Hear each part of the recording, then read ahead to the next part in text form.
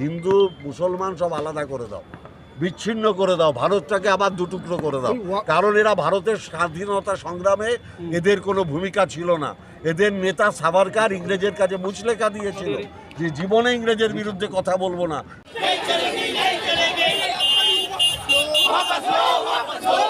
বিতর্কিত ওয়াকফ বিলের প্রস্তাব পেশ করার পর থেকেই ভারত জুড়ে শুরু হয়েছে সমালোচনার ঝড়। তবে ওয়াকফ বিলটি এরই মধ্যে ভারতের সংসদে পাশ হয়েছে। এখন এটিতে শুধু রাষ্ট্রপতির সইয়ের অপেক্ষা। এই সংশোধনী বিলটি পাশের প্রতিবাদে শুক্রবার কলকাতা সহ পশ্চিমবঙ্গ জুড়ে শুরু হয়েছে বিক্ষোভ। हम लोग शांति ढंग से ये प्रोटेस्ट कर रहे हैं। प्रोटेस्ट करने का मकसद यही है कि हम लोग के साथ नाइंसाफी हो रहा है, इसी नाइंसाफी के लिए हम लोग आज प्रोटेस्ट कर रहे हैं। हमारा राइट टू रिलीजियस छीनना चाहते हैं या हमारा हक छीनना चाहते हैं, तो आप मीडिया के माध्यम से सुन लीजिए। आज आसनसोल से हज़ारों लोग आए। अगर आने वाले दिनों में ये कानून को वापस नहीं लिया गया तो मोदी हुकूमत सुन लो, मोदी को सपोर्ट करने वाले जालिम एमपीओ सुन लो। तुम आज संख्या बल से तो जीत सकते हो, लेकिन एक दौर ऐसा आएगा कि तुम्हें लोग चुन चुन कर अपने इस हमलों का हिसाब लेंगे। उस वक्त कहाँ जाओगे तुम? শুক্রবার কলকাতার পার্ক সার্কাসের 7 পয়েন্টে ওয়াকফ সংশোধনী বিলের বিরুদ্ধে বিক্ষোভে নামে হাজার হাজার মানুষ। পোস্টার, পতাকা, স্লোগান দিয়ে বিতর্কিত ওয়াকফ বিলের বিরুদ্ধে বিক্ষোভ করে তারা। বিক্ষোভ সমাবেশ থেকে দেশটির স্বরাষ্ট্রমন্ত্রী অমিত শাহের বিরুদ্ধেও স্লোগান দিতে শোনা যায়। এই সমাবেশের পর কার্যত 7 পয়েন্ট অবরুদ্ধ করেন বিক্ষোভকারীরা। এক পর্যায়ে তাদেরকে সামাল দিতে নামানো হয় পুলিশ বাহিনী। কলকাতার পার্ক সার্কাসের পর আসানসোলেও এই বিতর্কিত বিলের বিরুদ্ধে পথে নামেন সংখ্যালঘু সম্প্রদায়ের মানুষ। সেখানে কেন্দ্রীয় সরকারের বিরুদ্ধে স্লোগান দেওয়া হয়।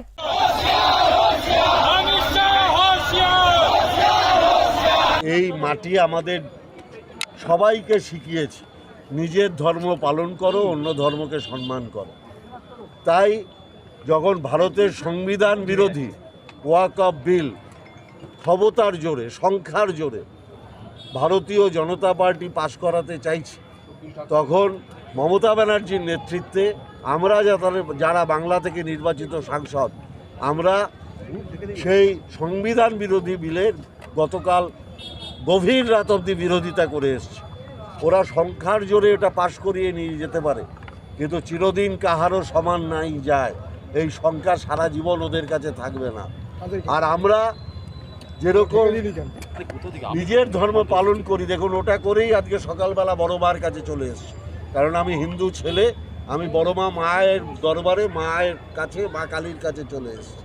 অর্থাৎ আমরা আমার ধর্ম, হিন্দু ধর্ম আমি পালন করি, কিন্তু অন্য ধর্মকেও আমরা সম্মান করি। এটাই বিবেকানন্দের কথা ছিল, এটাই রামকৃষ্ণদেবের কথা ছিল, এটাই চৈতন্যদেবের কথা ছিল। বাংলায় সেই হিন্দু ধর্ম চলে যে হিন্দু ধর্ম রামকৃষ্ণদেব বলেছিলেন যতবৎ ততবৎ, স্বামী বিবেকানন্দ বলেছিলেন জীবে প্রেম করে যেই জন সেই জন সেবিছে ঈশ্বর, চৈতন্যদেব বলেছিলেন হরে কৃষ্ণ কৃষ্ণ কৃষ্ণ হরে হরে। এখানে যোগীর হিন্দুত্ব এখানে চলবে না, যেখানে অন্য ধর্মকে ঘৃণা করা হয়, অন্য ধর্মের লোককে খুন করা হয়। এই হিন্দু ধর্ম বাংলার বুকে চলবে না। আর মমতা ব্যানার্জির থেকে বড় হিন্দু বাংলায় আর কেউ নেই। কারণ হিন্দু ধর্মের যেটা সবচেয়ে বড় উৎসব বাংলার বুকে, দুর্গা পুজো, 42,000 পুজো কমিটিকে হিন্দু ধর্ম পালন করার জন্য মমতা ব্যানার্জি এই বছর 85,000 টাকা দিয়েছেন, আর ঘোষণা করেছেন সামনের বার 1 লক্ষ টাকা দেবেন। যোগীর রাজ্যে যোগী রাম মন্দির, রামের পুজো করার জন্য সরকার থেকে টাকা দেয় না, হনুমানের পুজো করার জন্য সরকার থেকে টাকা দেয় না, কিন্তু মমতা ব্যানার্জির রাজত্বে হিন্দু ধর্ম পালন করার জন্য মমতা ব্যানার্জি সরকারি তহবিল থেকে টাকা দেয়। তাহলে মমতা ব্যানার্জির থেকে বড় হিন্দু আর কেউ আছে? এটা শুধু রাজনৈতিক প্রণোদিত কি? হ্যাঁ, এটা শুধুমাত্র রাজনৈতিক প্রণোদিত? 100 বার রাজনৈতিক, হিন্দু মুসলমান সব আলাদা করে দাও, বিচ্ছিন্ন করে দাও, ভারতটাকে আবার দুটুকরো করে দাও। কারণ এরা ভারতের স্বাধীনতা সংগ্রামে এদের কোনো ভূমিকা ছিল না। এদের নেতা সাভারকার ইংরেজের কাছে মুচলেখা দিয়েছিল যে জীবনে ইংরেজের বিরুদ্ধে কথা বলবো না, আমাকে মুক্তি দেওয়া হোক। একটা স্বাধীনতা সংগ্রামীর নাম বলতে পারবেন না যিনি বিজেপি করেছেন।